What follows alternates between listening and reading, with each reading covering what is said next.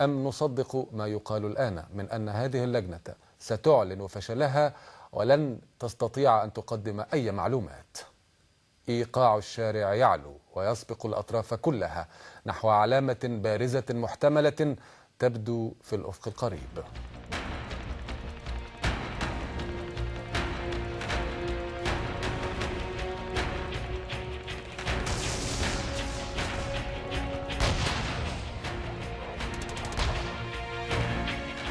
إنك قادرة على هزيمة الكيان الصهيوني.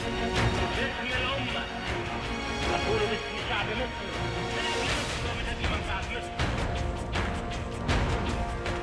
The responsibility to protect the American people.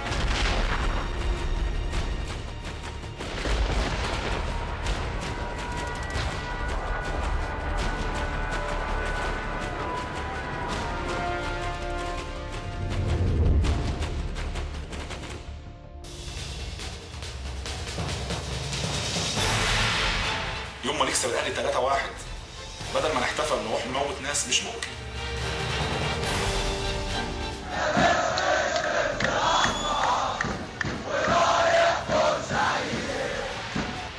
لقد أخبرني الآن وزير الداخلية أنه لم يطلق خرطوش على المتظاهرين. يسقط يسقط حكم العسكر. يسقط يسقط حكم العسكر. كل من تلبس بدماء المصريين لابد أن يساءل وأن يحاسب وأن يحاكم.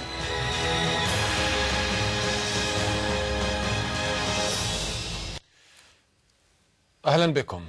5 أيام على مذبحة فتيان مصر، فتيان الثورة، فتيان ألتراس النادي الأهلي في بورسعيد، ولا تزال سحابة كثيفة من السواد في كل بيت في مصر وفي كل شارع. يزيد الوجع وجعا بينما لا نزال في خضم مشهد ملتهب في القاهرة وفي غيرها، أضاف لنا شهداء إلى شهداء إلى شهداء، مثلما أضاف لنا حوائط إلى حوائط إلى حوائط. لكن أكثر تلك الحوائط قسوة يزداد ارتفاعا في النفوس، ويزداد مع ارتفاعه عمق الهوة واتساع الفجوة بين الشارع وما سواه.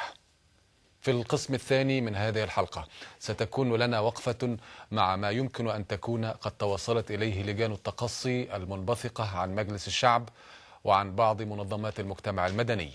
أما الآن وقد انقضت 5 أيام من السواد، لابد من أن تكون لنا وقفة أخرى مع جانب من هؤلاء الذين فقدوا أعز أصدقائهم وكانوا هم أنفسهم قاب قوسين أو أدنى. اسمحوا لي بأن أرحب معنا في الاستوديو ب4 من مؤسسي ألتراس النادي الأهلي. كريم عادل، أهلا بك يا كريم. وإلى جواره أحمد إدريس. هذا صنف. وإلى جواره عبد الله صلاح. أهلا بك يا عبد الله. وأخيرا وليس آخرا محمد طارق. برحب بحضراتكم. وقبل ما نبدأ الحوار يعني اعتذار واجب شديد لتأخرنا في بداية هذه الحلقة. بكل صراحة كان في عزاء آخر كان كريم وأحمد موجودين فيه. عزاء مين المرة دي يا كريم؟ لا هو مش عزا، هو في واحد صاحبنا اتدفن، بس احنا طبعا العدد كان كبير فاتشتتنا كل يوم في حته كل يوم في حته، فده كنا ما عملناش الواجب العزا بتاعه فروحنا خدناه النهارده. مين هو؟ محمد رشدي. محمد رشدي الله يرحمه. خلينا نقول في الأول لأنه في اليومين اللي فاتوا بدأت تظهر أرقام تانية غير الرقم الأولاني 74 أو 75. هل ده مظبوط؟ عندكم أي معلومات إنه الأرقام أكتر من اللي سمعناه؟ عندنا طبعا معلومات، لأن مش يعني احنا مش متأكدين هم ميتين ولا لأ، لأن كان لسه امبارح واحنا قاعدين برضه اكتشفنا إن في واحد من مصر الجديدة كان محبوس في اسم العرب في بورسعيد على ذمة النيابة 4 أيام، ووالده راح استلمه. وفي واحد اسمه رامي برضك من اسكندريه لسه ما نعرفش برضك عنه حاجه، فاكيد في يعني مش عارفين لسه العدد كام. احمد اكيد انت متابع اللي بيحصل في لجان كتير. النائب العام راح على بورسعيد بنفسه في لجنه كبيره من 25 من نواب مجلس الشعب بتحقق. في لجان ايضا من منظمات المجتمع المدني. حكمك ايه على ما توصلت اليه هذه اللجان حتى الان؟ هما هنعمل لجنه منبثقه من لجنه ولجنه منبثقه من لجنه لحد ما الحق يروح. احنا مش هنرضى بكده. يعني اكرم الشاعر اللي هو النائب بتاع بورسعيد، دكتور اكرم الشاعر، حاطينه في لجنه تقصي الحقائق. اكرم الشاعر لما ابنه اتصاب او عيط في مجلس الشعب كلنا عيطنا معاه. دلوقتي مفيش حد متصاب. في اكتر من 130 شاب ماتوا في ساعه. طيب برضو الرقم علشان يعني حتى لا نفزع الناس اكتر في البيوت، امبارح نتيقن من الرقم. اول امبارح يا ربي جبنا شهاده وفاه محمد خالد الله يرحمه، مكتوب عليها رقم 130. ده الرقم. بس النقطه ان احنا لما يكون في فريق من النيابه وفي فريق من لجنه تقصي الحقائق جوه استاد بورسعيد، المفروض ان كل حاجه موجوده هم بيتابعوها. الاستاد اتفتح عشان كان في باب مظاهره او كده للدفاع عنهم، لان هم شرفاء جدا وما عملوش اي حاجه. فالاستاد اتفتح ودخلوا، واللجنه والنيابه بتأدي واجبها. طب حضرتك لو في دليل للجريمه ما انا ممكن اخش الاستاد اخده وامشي. انهي عقل وانهي منطق انهي قانون بيقول ان لما تكون النيابه بتحقق في الجريمه المكان اللي النيابه بتحقق فيه يتفتح والناس تخش وتمشي؟ ازاي يعني؟ انا فين الدليل على كده؟ فين بتحقق في ايه؟ طيب هو كل واحد خلينا نفترض حسن النيه. في لجان يعني من طبقات مختلفه، النائب العام من ناحيته، مجلس الشعب اللي بيمثلنا، واللجنه كبيره فيها 25 عضو.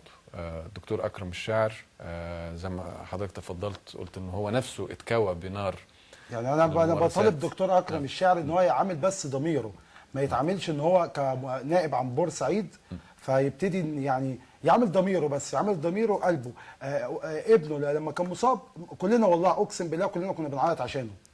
دلوقتي مفيش ابن، ده دلوقتي في يعني هنقول العدد اللي هو الرسمي اللي وزاره الصحه بتقوله، في 77 اب قلبهم اتكوى بان هم فقدوا ابنائهم غدر. طيب. على العموم هو الدكتور اكرم الشاعر هيكون من بين ضيوفنا في القسم الثاني من هذه الحلقه، لكن انا عايز بس اخذ استعراض سريع عن انطباعاتكم الاولى لسير التحقيقات. عبد الله. بسم الله الرحمن الرحيم. حضرتك يعني لو في تحقيقات وصلت لها النيابه او النائب العام او اللجان المنبثقه اللي بينبثق منها لجان ثانيه ديت عن احداث محمد محمود او مسبيرو او مجلس الوزراء، يبقى احنا عندنا امل انه ممكن دي حق ناس.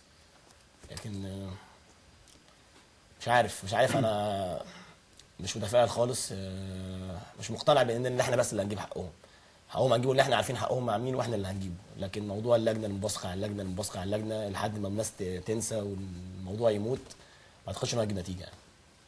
حقهم عند مين من وجهه نظرك؟ حقهم عند كل اللي ظلمهم. الناس دي ما ماتتش عشان كوره يا دكتور. الناس دي ماتت عشان الناس قالت الحق، عشان الناس قالت حريه سواء قبل الثوره او بعدها، عشان الناس كانت بتقول الوحش انت وحش في عينه، ما كانتش بتخاف. حقهم عن 3 اطراف. اعتقد قلنا الموضوع ده كذا مره بالترتيب. مجلس عسكري دبر اللي حصل لهم دوت، وكان ايد في اللي حصل لهم دوت، هو الايد الكبيره في اللي حصل لهم ده. الناس ديت قالت يسقط حكم العسكر في ماتش المقاولين، حضرتك عندك الفيديو. الطرف الثاني الداخليه اللي شالت ايديها من الموضوع، اللي ليها طرف بايت مع الالتراس من قبل الثوره. الطرف الثالث هو الجمهور المصري، ومحدش يقول ان هم مش اهلي بورسعيد، لا هم اهلي بورسعيد والجمهور المصري. الجمهور المصري هو لا المجال قدامه متاح. مطعم بقى بالبلطجيه مش مطعم، دي مش مشكلتي، الله اعلم. انا ممكن اكون بلطجي وبشجع الاهلي، مش ممكن. فالاطراف معروفه، الاطراف معلومه، مش محتاجه لجان ومش محتاجه حاجه يعني، مش محتاجه يعني. طيب محمد، انا هنرجع تاني للموضوع. خلينا نبدا من الموضوع اللي هو شغال لحد دلوقتي في محيط وزاره الداخليه. في احد الحواجز، طبعا في عندنا دلوقتي حوائط كتير. كام يا جماعه ده وصل عددهم قد ايه في محيط؟ كام شارع اتقفل لحد دلوقتي؟ على اي الاحوال في صوره للحائط الموجود في شارع محمد محمود او ما تبقى منه. ولع شمروخ يمحي الظلام، ينشر حريه، يسقط نظام، الحريه جايه لابد. محمد، انت نزلت في الفتره الاخرانيه في محيط وزاره الداخليه في ميدان التحرير؟ لا طبعا. ولا كنت منشغل زي ما اكيد يعني الدليل على انشغالنا كلنا ان كريم وادريس لسه واصلين زي ما حكيت لحضرتك. الموضوع بس ببساطه ان احنا الناس عايزه بس تلبسنا اي تهمه خلاص، لازم أن يبقى في وقت معين، لو في توجيه للتهم يبقى في وقت معين ليه. احنا في عزا، في ناس مفقوده، في شهداء، في حق للناس لحد دلوقتي حتى ما قعدناش مع بعض عشان نعرف حق الناس ده يجي ازاي. كل واحد مشتت، عقله مشتت، مفيش في دماغنا ان احنا بدل ما نخسر واحد نخسر اتنين. احنا الحمد لله تعرفنا في الرأي العام ان احنا عقلاء مثقفين، عندنا وعي سياسي، بنحسب في اي حاجه قبل ما نتحرك. فمش من المنطق ان انا اختار الوقت المناسب ان انا اعمل بلبله في الرأي العام، حاجه تخيل الرأي العام ضدي. اكيد عندي حاجات الاهم فالاهم، عندي ناس شهداء كتير لسه ما حصرتش عددهم. زي ما ادريس قال لك، هو بيتكلم على العدد المتاح اللي احنا سمعناه من وزاره الصحه 77. لو كان ده العدد بس فالعدد كبير. انت بتزور 77 عيله، بتبقى مع 77 عيله، بتشوف طلبات 77 عيله، لان احنا كلنا زي ما كنا بنقول وكنا متفقين ان احنا اخوات، اتولدنا في المدرج اخوات، ناس ماتت هم اخواتنا، ماتوا على ايدينا، احنا اخوات، لازم نشوف الناس دي الاول. اعتقد لما الراي العام كله بقى معانا زي ما عبد الله قال لك، الثلاث جهات اللي هي عايزه تكره الناس فينا، سواء مجلس عسكري، سواء شرطه، سواء جمهور بورسعيد، عايزين يبرئوا جمهور بورسعيد وعايزين يلبسونا احنا التهمه، تهمه وزاره الداخليه، التهمه قبل كده بتاعت المجمع، التهمه قبل كده بتاعت مصلحه الضرائب اللي هي من كام يوم، كل حاجه عايزين يلبسوها لنا احنا لقلب الراي العام علينا. طيب كريم، انا عندي صوره مكتوب عليها ان هي دي اخر صوره اتخذت لمجموعه من ان شاء الله يعني نحسبهم شهداء والله حسيبهم. دي كانت في القطر او في الاتوبيس قبل في الطريق؟ دي صوره انس مع اصحابه. انس هو اللي كل واحد حاطط دماغه فوقيه، اللي هو اصغر واحد اللي عنده 14 سنه، اصغر واحد، الله يرحمه. صوره انس، ودول صحابه اللي بيبقوا معاه على طول، اكتر ناس قريبه منه في اي حته، في كل حته مع بعض على طول. اخر صوره يعتبر اتصورها انس. دي كانت في القطر واحنا مسافرين. في القطر وانتم مسافرين؟ في القطر يوم الماتش. لا اله الا الله. طيب احنا عندنا بعض الفيديوهات اللي خرجت غير الفيديو الاساسي اللي شفناه كلنا في بدايه المذبحه بعد الماتش، وفي اثناء الماتش يعني اقصد. في بعض الفيديوهات اللي ظهرت مؤخرا، بعضها اعتقد ان ده بدايه الغزو. انتوا اكيد شفتوا الفيديو ده. هو الفيديو ده مش ده من زاويه مختلفه، من زاويه مدرجات جمهور المصري. بص حضرتك الامن المركزي اتفرج. نعم. بس ركز يا ريت بس كل اللي بيتفرج يركز على الامن المركزي. ده عمره ما هيتحرك الا لما يكون واخد تعليمات. يعني ده واخد تعليمات ان هو يقف كده، نازل بامان. ده واخد تعليمات ان هو يقف كده. بص حضرتك الصف عامل ازاي. مفيش ولا مره حصل قبل كده في اي ماتش انه ولا هيحصل ولا حصل ولا هيحصل. بس عايز اقول لحضرتك بس يا استاذ يسري ان دي مش اول مره ينزلوا في الملعب. بين الشوطين برضك نزل، بس ما كانش العدد دوت. نزل والامن برضك شافهم ما اتكلمش. ويا دكتور ما حدش بينط، الباب مفتوح من بين الشوطين، الباب مفتوح تمهيدا اللي بعد المباراه. الباب مفتوح والامن بيتفرج عليهم. الباب مفتوح اهو، والباب مفتوح ده مفتاح القفل دوت والحاجات دي مع مين؟ مع الاستاد. والاستاد دوت ساعد مع كل قيادات الاستاد اللي في الماتش. كسروا الباب؟ لا ما كسرش الباب، احنا شايفينه بعينينا. مفتوح حضرتك. ده الباب دوت بيتقفل كده بقفل ممكن ب 2 جنيه يعني. لو نفخت فيها هيتفك يعني. بس كان ممكن ينطوا من فوق السور مش عالي قوي، في واحد اهو بينط من فوق السور. هينطوا ليه والباب قدامهم مفتوح، ياخدوها ماشي اسهل. النتيجه واحده في الاخر يا دكتور، ان هم نطوا ونزلوا الملعب بمساعده الامن. في باب مفتوح يا دكتور. هو الباب كله بينزل منه، مش شايف حد بينط. السور الاصفر يا دكتور على اليمين والشمال، هو ما فيش حد بينط. يا دكتور يا استاذ يسري في كليب برضك، بس ما عرفتش اجيبه لحضرتك قبل الماتش اصلا والاتوبيسات داخله. نفسي بس تشوفوا حضرتك والراي العام كله يشوفه. اول ما شافوا الاتوبيسات بس بتاعتنا، كل المدرج اللي ناحيه واحنا معديين كده اهوت كله نزل، خلص اللي هو عنده من طوب من صواريخ، خلص كل اللي عنده. بعد كده طلعوا المدرج عادي والامن واقف، حواجز الحديد بقت تتحط قدام الاتوبيسات. انا كان يهمنا نذيع الفيديو ده لانه من زاويه مختلفه، ده من زاويه الجمهور المصري، نادي المصري، ده من الجمهور المصري. والقوات الامن المركزي كانت واقفه وما شفناش في الفيديو اي محاوله لمنع الناس من بالاضافه الى ان في حاجه بس يا استاذ يسري، في حاجه بس والعه في المدرج هناك، بس عشان في ناس بتقول ان الناس بتاعتنا هي اللي كانت واقفه، دي كراسي كانت بتتولع وبتتحدف علينا. ده الممر اللي الناس اللي معظم الناس ماتت فيه، اللي والع ده هناك دوت منور هناك ده طلعوا طبعا شماريخ كانت بتحدف علينا، مفيش حد خالص في جمهور الاهلي. كنتوا قاعدين بقى في الحته اللي هناك البعيده خالص اللي والعه دي، الحته اللي شايفين الناس بتموت وناس فوق برضك كراسي بتولع وتتحدف من فوق، شماريخ بتولع بتتحدف من فوق علينا. ما فيش رعب. طيب في فيديو تاني الفضل فيه لموقع يقين، وهم بيقولوا انه عند دقيقه معينه منه بيظهر اللي هم بيقولوا عليه مدير الامن. بعد مدير الامن كان صرح ان هو راح تفقد الاجراءات قبل المباراه ومشي. ده اللي على حد ما اذكر، قد اكون مخطئ، لكن انا عارف مكانه بالظبط. بص حضرتك دي علق لي بقى دي من اي زاويه دي تحت مدرجنا على طول. وحضرتك بصيت الجمهور الاهلي كله قاعد، يعني الجمهور كله لا حد نزل ولا كل دي. حضرتك الحته اللي فيها المنوره دي ممر الموت ده. اوكي. دي اللي الناس ماتت فيه يعني. بص حضرتك، هم بيولعوا الكراسي وبيحدفوها علينا. واحنا مزنوقين في الباب اللي اتلحم قبل الماتش عشان ما نخرجش.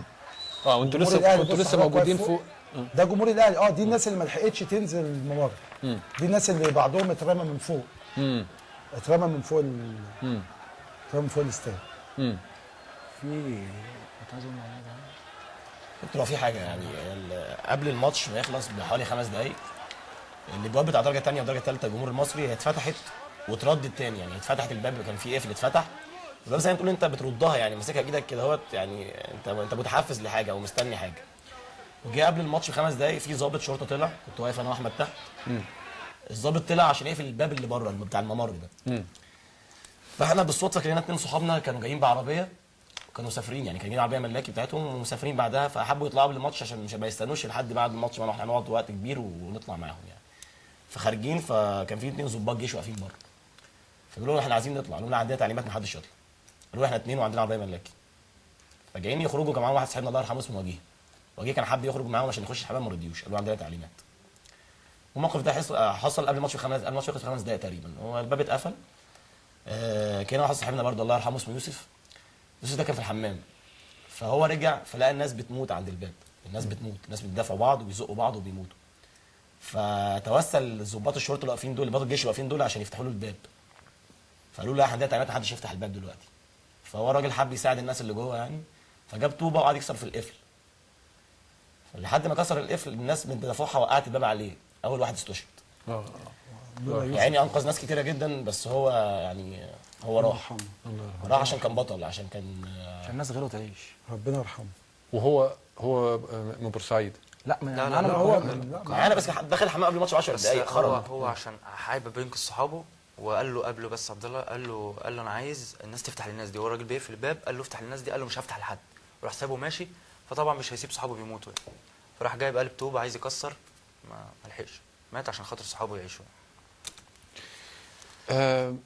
هل في نفوسكم يعني سواء من قريب او من بعيد انا عارف ان المصاب جلل وفاجعه كبيره، والكلام سهل او انت قاعد في استوديو زي ده،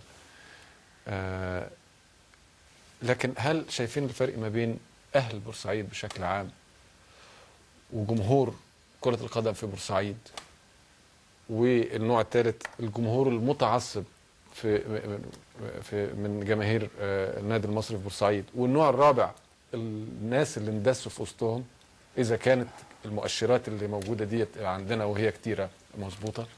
طبعا بص يا استاذ يسري، بدايه قبل ماتش الاهلي حصلت واقعه برضك مع جمهور الاتحاد في بورسعيد، و2 من جمهور الاتحاد اتخطفوا، يعني جمهور كوره رايح 2 منه اتخطفوا وما رجعوش غير تاني يوم الصبح. احنا من قديم يعني من فترات كتير، وجمهور الاهلي طول عمره بيروح بيتضرب والاتوبيسات بتتكسر ولاعيبه بيتحدف عليها كل حاجه، وجو ارهاب، ما بيروحوش ماتش عشان يلعبوا كوره، بيروح لازم يكسبوا عافيه. الجمهور المصري ما فيش لا فئه مندسه. هنعيد نفس الكلام تاني، ان اللي طلعوا العيال بتوع المصري دول وبورسعيد اللي طلعوا المدرج طالعين هم عارفين هم عايزين ايه. انا لو بلطجي هطلع اقتل وهاخد بعضي وهمشي، مش هبقى طالع مركز على اللي لابس تيشيرت احمر او مكتوب عليه التراس اهلاوي عشان اقلعه اقول له اقلع التيشيرت. في 2 ماتوا يعني في الاول، يعني قبل ما تحصل الكارثه دي كان من ضمن الحاجات اللي يقول لك لازم يعني بانر الجروب او تيشيرت الجروب من اهم الحاجات اللي انت ما تفقدهاش بتاع. فاتنين ما يعرفوش ان هم هيموتوا، الواد بيقول له اقلع التيشيرت وبتاع، قال له لا مش هقلع التيشيرت، قام مموته عشان ما يقلعش التيشيرت. 2 بنفس الطريقه ماتوا. فدول لا بلطجيه ولا هم. انت شفت ده ولا حد؟ شوف احنا شفنا حاجات اكتر من كده. وفي حاجه بس ما اعرفش ينفع اقولها ولا لا، يعني كان نفسي اقولها من الاول. جهات التحقيق في مقدم في برنامج في قناه كده من القنوات، هو بدون اسماء. بدون اسماء، هو بورسعيدي. انا بطالب لو فعلا هم عايزين يرجعوا حق الناس ديت يجيبوه، هو بورسعيدي ومعروف جدا، يجيبوه ويجيبوا شريط المباراه اللي معاه ده مصور كل لحظه وكل واحد بيموت وبيتقتل ازاي، لان ده الوحيد اللي معروف بورسعيد كلها عارفاه، بيمشي في الملعب في اي حته مصور كوارث، وعنده الشريط ده. هو ما بينزلش من البيت، هو في بورسعيد ما بينزلش من البيت.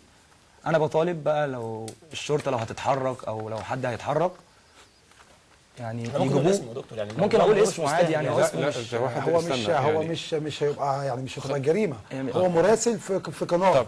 هو من بورسعيد. خلينا من قناه رياضيه. خلينا عايز اشوف. طيب جميل جدا. وانت شفته وهو بيصور هو قدام عينيك؟ طبعا طبعا. في اثناء عمليات. ده انا هقول لحضرتك، ده في كل ماتش في بورسعيد بيعمل كوارث مع جمهور الاهلي، كوارث.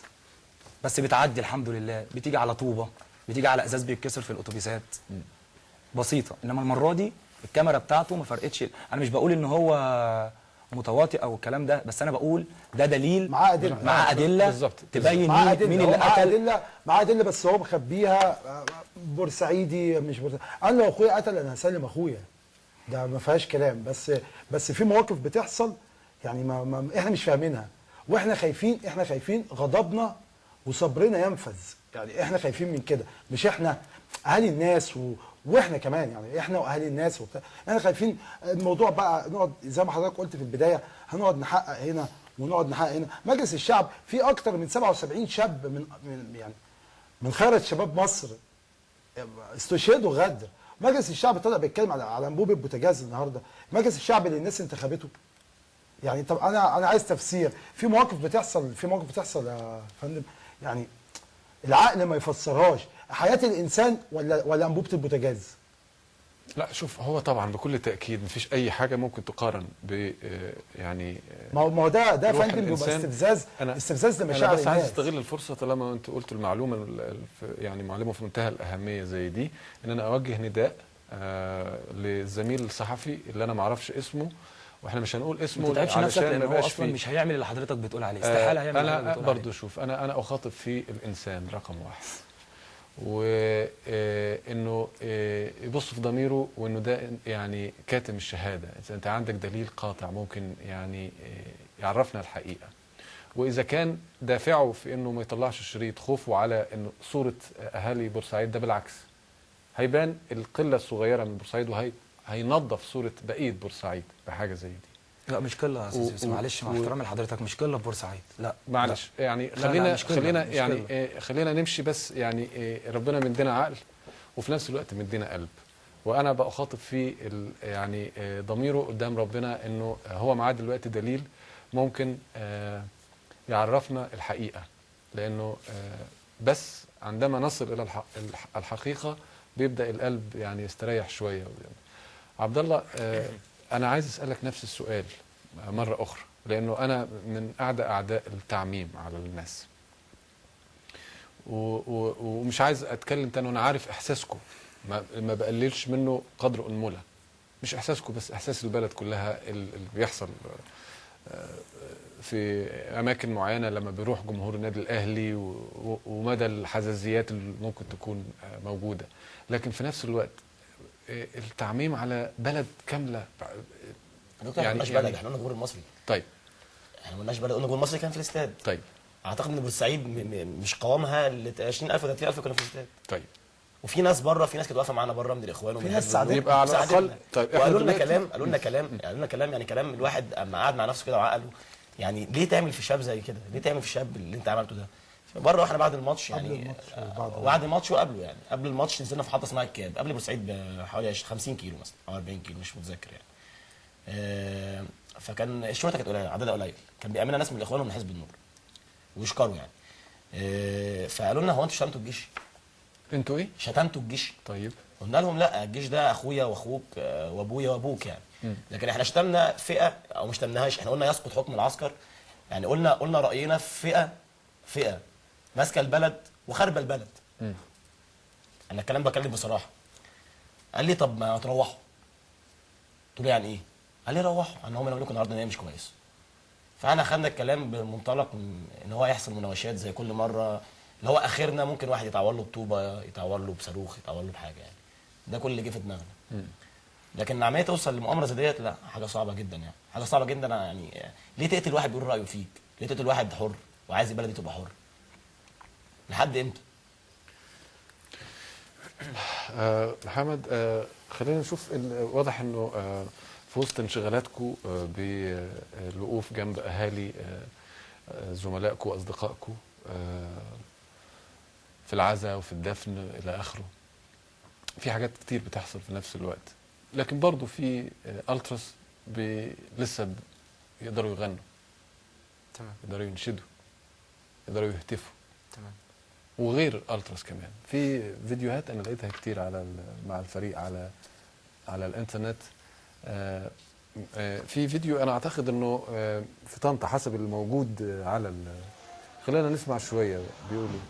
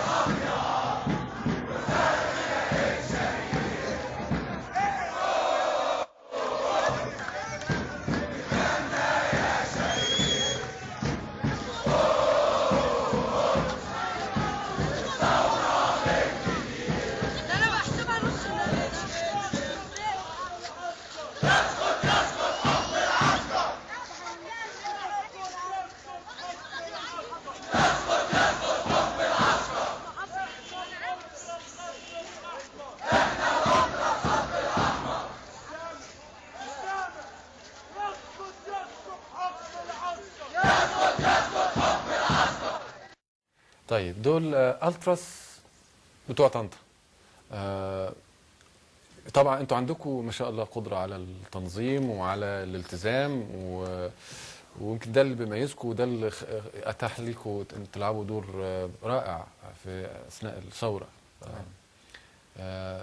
لما بتشوف حاجه زي كده اكيد بتسري عنك. اكيد اكيد، بس انا عايز اوضح حاجه بس يا دكتور، ان هو كان عايز يقتل ده فينا. الناس كانت عايزه تقتل ده فينا، تقتل تجمعاتنا، تقتل حبنا لبلدنا، تقتل حبنا لنفسينا، حبنا للجروب، حبنا لاخواتنا، حبنا لاصحابنا. احنا قلنا يسقط يسقط حكم العسكر وهنفضل نقولها، بس انا عايز اقول حاجه مهمه في الموضوع دوت قبل ما اخش، بس اقول لحضرتك النقطه دي، ان يسقط حكم العسكر دي ليها صفتين، صفه استراتيجيه وصفه سياسيه. اي عقلاني لما بيتكلم على الصفه السياسيه، مالناش دعوه بالصفه الاستراتيجيه، ان لاي انسان عاقل مش هيجي جنبها ولا هيتكلم عليها، اللي هي حمايه الجيش للوطن. لما حد بيتكلم على الصفه السياسيه ده حق مشروع للجميع ان هو يتكلم فيها.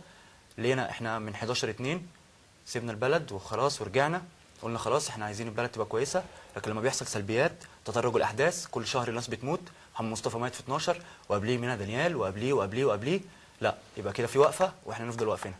حته الجروب يا دكتور مكمل عشان يجي في يوم من الايام الناس اللي ماتت دي هيقولوا الناس دي ماتت عشان قضيه، ماتت عشان ناس حره، ماتت عشان ما بتقبلش بالذل، ما بتقبلش بالاهانه، وهيجي في يوم من الايام والعالم كله هيقول ان الناس دي والناس اللي ماتت هم اللي هيحرروا مصر. مش هيحرروا مصر باي نوع من البلطجه، مش هيحرروا مصر باي نوع وحش، لا هيحرروها بالعقل. وهنفضل نهتفها ونقولها يسقط اي فاسد في بلد، اي فاسد في البلد دي هنفضل نقول يسقط اي فاسد. أنا سعيد جدا إن أنتوا عندكم القدرة على التفريق، خصوصا لما بنشوف الفرق ما بين المجلس الأعلى للقوات المسلحة وما بين القوات المسلحة نفسها، والدور السياسي والدور العسكري للقوات المسلحة، والوعي ده. لازم نروح على فاصل، بس يعني طالما محمد بيتكلم عن ألتراس والصورة الذهنية اللي كانت موجودة عندهم، أعتقد أنه للأسف احتاج الأمر إلى مذبحة علشان نقدر نقرب شوية ونعرف مين هم. كريم مثلا عنده 25 سنة، طالب في كلية الحقوق في سنة ثالثة. أحمد عنده 27 سنة، طالب في كلية التجارة. عبد الله عنده 22 سنة، طالب في كلية الهندسة. محمد طارق ليسانس حقوق. لسه عندنا زوايا كتير. استاذن حضراتكم بس نروح على فاصل ونرجع تاني. اهلا بكم مره اخرى. التراس النادي الاهلي، لسه الاماني ممكنه ولسه الغنى ممكن، وده ملوش علاقه بالاحزان في القلب. اسمحوا لي ارحب مره اخرى بمجموعه من خيره شباب ومؤسسي التراس النادي الاهلي، بدون بقى القاب ولا اي حاجه. كريم واحمد وعبد الله ومحمد. خلوني اخدكم شويه على بعض التطورات الاخيره. واضح ابرز تطور النهارده فتح باب الترشيح للرئاسه يوم 10 مارس. احنا ما كناش نعرف الباب هيتفتح امتى بالظبط، وممكن ياخدنا على فين. في نفس الوقت في تطورات على ارض الميدان، في محيط وزاره الداخليه، في ميدان التحرير، في السويس، في مجلس الشعب. في دلوقتي اخبار وصلت لنا، يعني هنديكم كل التفاصيل فيها، اعتصام من بعض النواب داخل مجلس الشعب. وفي بقى يلوح في الافق القريب يعني هناك دعوات كبيره من اطراف مختلفه لاضرابات واعتصام مدني الى اخره.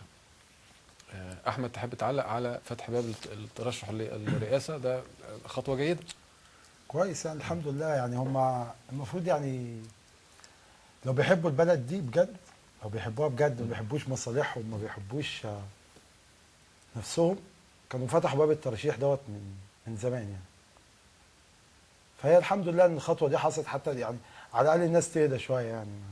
لان اللي بيموت دلوقتي عند وزاره الداخليه عادي، بيطلع وزير الداخليه يقول لك 1 مات، 2 ماتوا، 3 ماتوا، الدم بقى رخيص. فيا ريت الخطوه دي تخلي الناس يعني الناس تبتدي تهدى شويه، لان مش يهدوا شويه عشان حاجه، بس يهدوا شويه عشان ارواحهم هم. دلوقتي احنا بنسمع خبر اللي بيموت كاننا بنسمع نتيجه ماتش. واحد مات بجد، مات. طيب بس عبد الله، واضح انه الالتراس بشكل عام ما بيحبش يتكلم عن نفسه. انا عرفت من ناس تانيين، عبد الله ما كانش يعني عنده استعداد ان هو يقولها، لكن ناس تانيين قالوا لي ان انت اصبت في اثناء المذبحه دي. كلنا بس انت اصبت اصابتك فين وحصلت ازاي؟ اصابتي هنا في ورف في دماغي، في كام حاجه كده، كام غرزه في رجليا.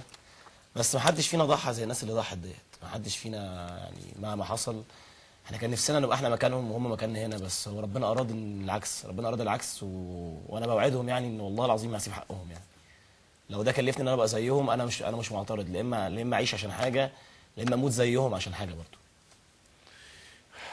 محمد، برغم الاحزان ورغم الانشغالات اللي انتوا فيها، اكيد عينك على اللي بيحصل. اكيد طبعا. عايزك برضو تقول لي رايك في التطورات الاخيره، الموقف دلوقتي حوالين وزاره الداخليه. انا عارف انه يعني الالتراس ما كانش موجود هناك، لكن عمره الصوره دي ما هتغيب عنكم، ولا عمركم هتقدروا تتجاهلوا صوره زي دي. اكيد احنا شباب في مصر همنا مصلحه البلد، سواء مشغولين مش مشغولين، اكيد بنتابع الاحداث. حته موضوع وزاره الداخليه اختلفنا واتفقنا، احنا ضد اي تخريب اي منشات. بس هي الفكره في ان دي مشاعر بني ادمين. احنا وصلنا المرحله دي، النقطه الوحيده اللي محدش هيقدر يلعب عليها ولا يزاد عليها هي مشاعر البني ادمين. ناس خرجت متضايقه، تعبانه، مخنوقه بسبب اللي حصل لنا وحصل لمصر كلها. لان احنا من 2011 من شهر 2 2011 في تدرج كل شويه في الاحداث، ناس بتموت كل شهر، مش مهم، عادي عند الناس. اللي ماسك البلد بيقول لك احنا في اتجاه والبلد في اتجاه، اللي ماسك البلد بيقول لك عادي الاحداث دي تحصل عادي. خلاص بقى استفزاز لمشاعر الناس، استفزاز بالجدول الزمني. اول ما مسكوا البلد قال لك 6 شهور، اول ما مسكوا البلد قال لك 6 شهور ونسلم السلطه. خلاص يعني حته تدرج الاحداث كتير تعبنا، يعني الناس تعبت. فانا بقولها لك حضرتك، الناس خلاص يعني الناس تعبانه. بصرف النظر في كل واحد، في انسان عاقل، في انسان مستواه العقلاني مش قد كده، في ناس مش قادره تحرك نفسها صح، بس هو كله بيصب في مكان واحد. الناس تعبت بسبب الحكم الفاسد للبلد. آخر إحصاء لوزارة الصحة أنه في 8 استشهدوا في أثناء الأيام القليلة الماضية نتيجة للأحداث في محيط وزارة الداخلية. وفي بقى كام سور مش عارف دلوقتي اتبنوا حاجز حوالين الوزارة. احنا عايزين نعرف بس يا استاذ يسري، هم لغايه امتى يعني هيصدقوا امتى ان احنا مش هناك؟ يعني امتى يعني هنعمل لهم ايه تاني؟ طب يعني يروحوا مثلا كل يوم حد معانا البيت مثلا يعرف ان احنا بننام في بيوتنا وما بننزلش وما بنروحش، هنعمل لهم ايه لا تاني؟ وبعدين لو كنت هناك يعني هو بيجيب لي صوره، تعبر عن رايك وتتظاهر زي ما محمد قال دلوقتي. لا ما هو في فرق، مش فرق، الفكره مش كده، وعايز يلبسنا عشان يوم ما يحصل حاجه يبقى يلاقي بعد كده حد يقبض عليه او حد يجيبه يقول لك ده كان مجرم او ده كان متهم او كان حاجه. هو عايز يحول في صوره تملي، هو عايز يحول مسار القضيه. جميل. انه الناس دي القضيه بتاعتهم بورسعيد، القضيه بتاعتنا دلوقتي بورسعيد. لا ده انا قبضت عليهم في التحرير بقى وهم بيخربوا وزاره الداخليه قدام الراي العام وقدام الناس اللي قاعدين على الكنب. فعلا حقيقه هم هو عايز يحول وانا بقول لهم مش هتقدروا تحولوا مسار القضيه، وفي مش هيقدروا لسبب واحد بس، ان انت الكيان الوحيد في البلد، الكيان المنظم الوحيد اللي في البلد اللي ما عليكش ولا اي شبهه سياسيه ولا عليك اي شبهه ماديه ولا عليك اي حاجه. مش عارفين يمسكوا عليك اي حاجه يقدروا يكرهوا الناس فيك. كل تهمتك كل تهمتك انك بتحب بلدك، بتمول نفسك ذاتيا، كل حياتك ان انت ما عندكش، انت مش جروب مسيس. احنا مش جروب ما عندناش ايديولوجيه فكريه سياسيه. احنا كل حياتنا ان احنا لو حد فينا بيحب السياسه او منتمي لاي حزب سياسي او اي حاجه بيبقى بشكل شخصي، لكن ان احنا مش عايزين يلاقوا ليزر اخضر منتشر في كل يعني طيب بيتباع في اي حته. انا يقول لك اشكركم على التراس اهلاوي هناك. اشكركم على تاكيد حقيقه ان انتم مش موجودين هناك، لانه يعني ممكن تفسر حاجات كتير، لكن في نفس الوقت بما لا يترك انطباع لدى الناس ان اللي موجودين هناك دول بلطجيه. لا طبعا دي اول حاجه، دي اول حاجه لازم تكون واضحه. ثانيا انا بتكلم مع حضرتك، انا وضحت حضرتك بس معلش. انا معاك، انا معاك. احنا مش موجودين هناك عشان في ناس تعبانه زينا هو ما يحاولش يحور مسار القضيه بس. طيب لكن هناك دول انضف ناس في مصر والله. في رايي الشخصي خلينا نشوف. طبعا انا سعيد مره اخرى ان انتم على وعي بانه انتم ضد التخريب، ضد اقتحام منشآت الى اخره، لكن فيما عدا ذلك الحكومه المصريه، الحكومات المصريه المتعاقبه منذ قيام الثوره والمجلس الاعلى للقوات المسلحه يعترف بحق التظاهر السلمي والتعبير عن الراي طالما ان ذلك بعيد عن التخريب. الشرطه يا استاذ يسري عارفه كل البلطجيه، كل اسم في محافظه القاهره وفي اي محافظه عارف البلطجيه اللي في منطقته ايه، وهو اللي عمل كده، لان هو اللي كان مسرح البلطجيه دي يخشوا يكسروا ويعملوا ويخربوا. دلوقتي جاي بيقول على دول بلطجيه؟ طب ما هو دول انت كنت سايبهم في الشارع. خليني دول انت كنت سايبهم في الشارع. بسيط يعني. بافتراض ان اللي عملوا الكلام ده في بورسعيد بلطجيه، تمام؟ كان فين البلطجيه دول ايام الانتخابات؟ وانا عشان كان مصلحتي ان انا اعمل انتخابات في الوقت دوت، ولا هي حنفيه انا بفتحها وبقفلها حسب ما انا عايز؟ انا عايز برضه حد يجاوبني. هي حنفيه بلطجيه بفتحها وبقفلها. عارف امتى بطلع البلطجيه دول للشارع وعارف امتى بحطهم في السجن. وبعدين يا دكتور، انتشار البلطجيه في اي وقت ده عار على المجلس العسكري، مش تبرير لاي حاجه بتحصل. برضه شوف، يعني انا لو سالتني انا شخصيا انا ضد مسمى بلطجيه. انا اوصف الفعل لا اوصف الشخص. اقول مثلا فلان قام بعمل يدخل في اعداد او في نوع البلطجه ممكن، لكن وصف الشخص اولا من الناحيه الاخلاقيه والناحيه القانونيه مش مظبوط. على اي الاحوال انا عايز اقربكم شويه للمشهد حوالين الوزاره، واللي هو يعني برضو في حتى داخل البيوت لا تزال هناك الكثير من مشاعر السواد والصدمه والحزن الشديد. وايضا هناك معلومات كتير مغلوطه. كان زي ما عرضنا في بدايه البرنامج كان في نقاش انه ضرب خرطوش ما ضربش خرطوش. في ناس فقدت، في ناس قبض عليها. خلينا نشوف بعض الناس. يعني اعتقد انه معانا صوره للناشط السياسي محمود القرش، واحد من المتهمين بمجموعه كبيره قوي من التهم اللي هي عاده بتكون زي باكج كده بتتحط قدام اي حد بيقبض عليه في احداث كهذه. محاوله اقتحام وزاره الداخليه، التعدي على ضباط الشرطه، تعطيل المرور، اثاره الشغب والاعتداء على الممتلكات العامه الى اخره. استاذن حضراتكم معانا على التليفون الان الاستاذ مصطفى عطيه محامي الناشط السياسي محمود القرش. مساء الخير يا استاذ مصطفى. الو، اهلا وسهلا. اهلا بيك. لو حضرتك قلت لي باختصار الموقف فيما يخص الاستاذ محمود القرش وصل لفين؟ هل حضرتك تنوب عنه او انت وكيل عنه ام انا وكيل عنه. طيب الموقف بالنسبه له ايه دلوقتي؟ الموقف بالنسبه له انه لم يرتكب اي جريمه معينه، ما عملش اي مشكله او اي حاجه. هو والمجموعه اللي معاه، يعني هم قبضوا على حدود 26 واحد. نعم. لم يكن في 26 واحد اكثر من 3 قد يشتبه فيهم انهم مارسوا اعمال بلطجه، واحنا قلنا كده لرئيس النيابه الذي قام بالتحقيق يوم الجمعه الماضيه مساء الساعه 2 الفجر، وقلنا له ان اصلا اذا كان الضبط عندما تشاع الجريمه بين الاشخاص تم الضبط على كل من هو موجود، فيجب على النيابه العامه انها كانت تفرز بين هؤلاء المعروضين على المحكمه عشان تفرج عن البريء الذي لم يرتكب جريمه. نعم. وهو محمود اصلا من الثوار الذي قعد 18 يوم في التحرير، وعندما سمع مناشدات من الشرطه ومن المجلس العسكري اللي هم عايزين يعملوا كردون بينه وبين الناس حول اقتحامهم، هو راح يعمل هذا الكردون وقال هذا الكلام في المحضر، وكان واقف مع الضباط ينسق معاهم على اساس هو ومجموعه ثانيه من زملائه ان هو ينسق معاهم ان هم يعملوا الكردون البشري اللي يمنعوا بين الناس انها تقتحم الوزاره. وبعد كده الداخليه ضربت بناء على ضرب طوب من بعض الناس، الداخليه ضربت قنابل سيلت دموع الناس كلها جنوا، فاول واحد كان موجود جنب الضباط هو محمود، وقلنا له ان في ناس كذا وكذا وكذا. الحاجه اللي نأسف ليها لان كان في معاه مثلا اولا محمود ده راجل محاسب وبيشتغل في شركه كبيره جدا، وابوه وامه استاذه في الجامعه، استاذه في كليه الطب، ومن عائله يعني مش عائله بلطجيه، يعني جده كان قائد كليه عسكريه من الكليات الكبيره اللي هي الكليه الفنيه العسكريه، كان قائد هذه الكليه.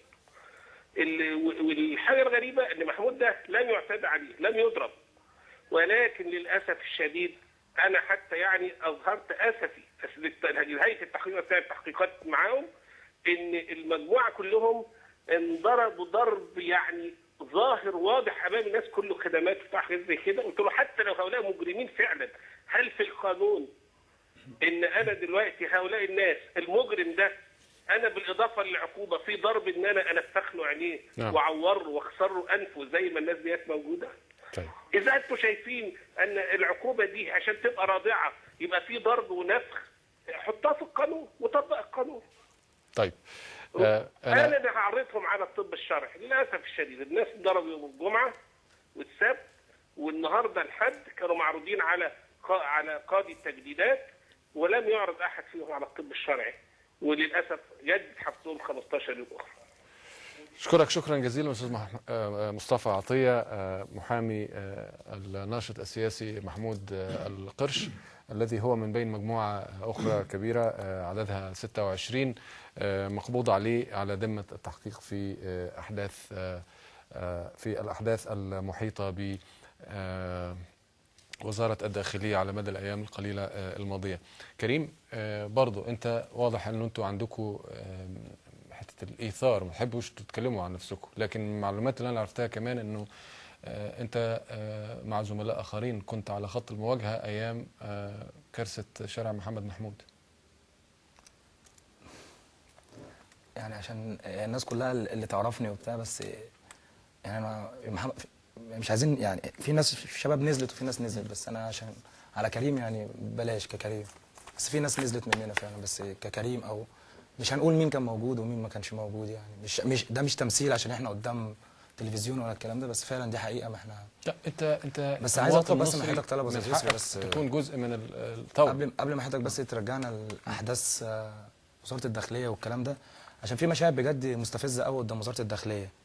يعني برغم ان احنا عارفين حيويه وزاره الداخليه واهميتها وكله، بس شوف كم من بقى لهم 8 ايام ولا 7 ايام كام قنبله دخان اتضربت، وكام فرقوا ناس قد ايه. كان بيقول لك وزير الداخليه كان اخر حاجه بيقول لك المتجمعين عند وزاره الداخليه كان بتاع 7 أو 8000 العدد. يعني عايزه يسال نفسه كوزير داخليه، واحده في استاد بورسعيد لو قنبله واحده ولا قنبلتين اتضربوا مثلا كانوا هناك في بورسعيد، او لو كان حد هناك كان هتحصل الكارثه دي.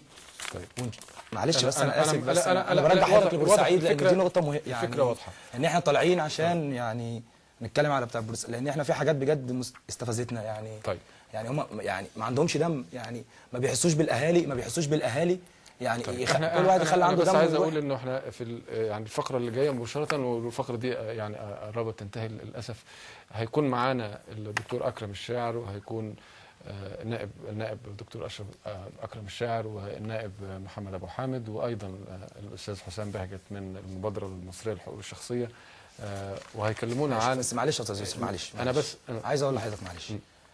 كل المتواطئين في المجزره اللي حصلت دي معروفين، من محافظ القاهره لمدير امن بورسعيد لمدير المباحث لكل الضباط اللي كانت موجوده في الاستاد في اليوم دوت واللي كانت في المديريه.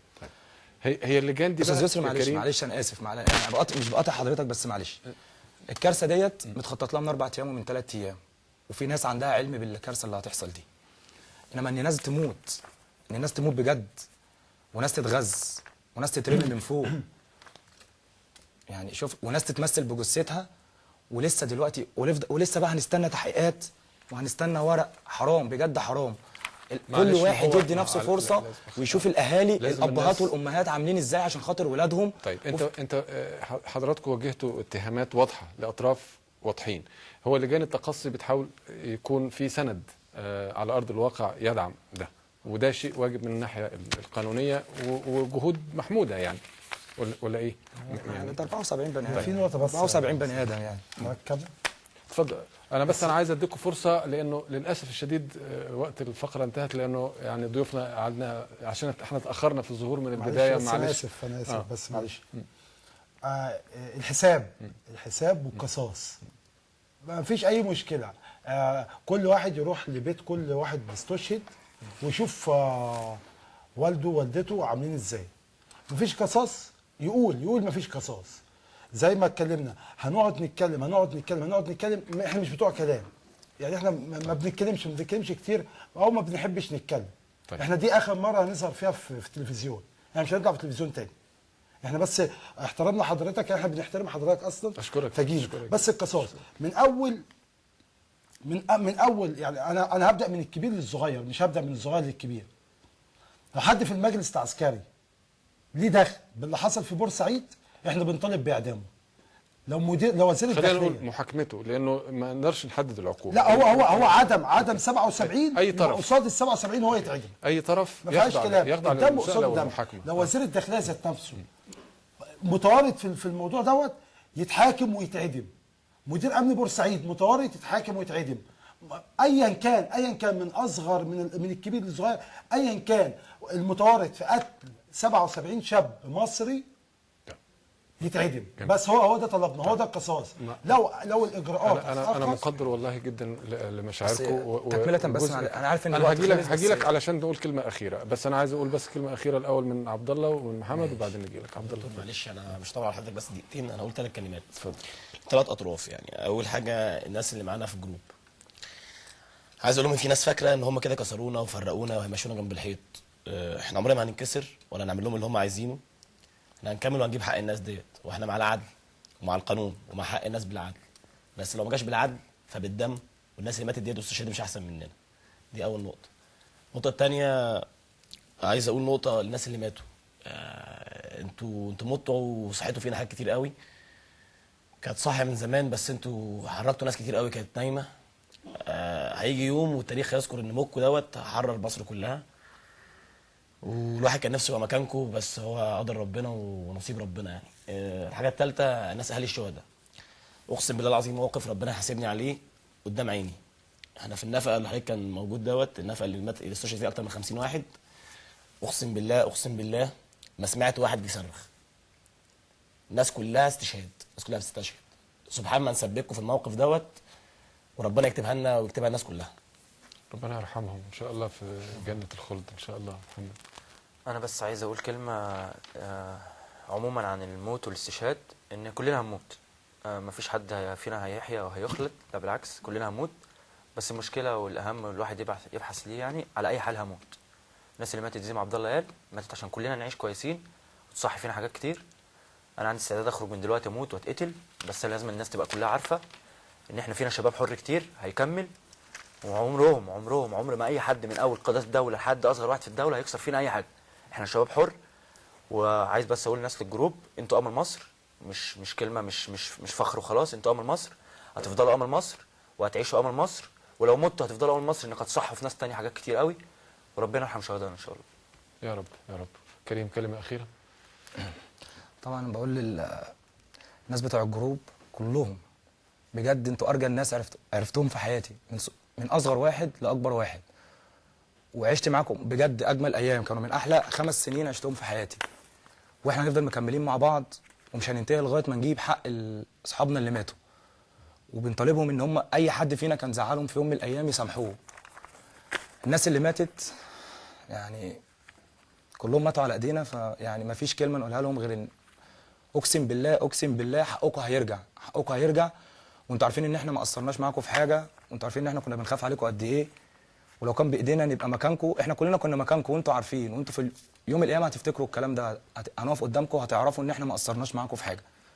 اهالي الشهداء يعني كل اب وكل ام احنا كلنا اولادهم، وربنا يصبرهم، وطبعا عمر ما حد هيعوضهم عن ضناهم، بس احنا كلنا جنبهم وعمرنا ما هنسيبكم، وكل يوم هنبقى معاكم لغايه ما حق اولادكم واخواتنا يرجع لهم ان شاء الله، وفي الجنه باذن الله، في الجنه ان شاء الله. ان شاء الله نحسبهم شهداء والله حسيبهم.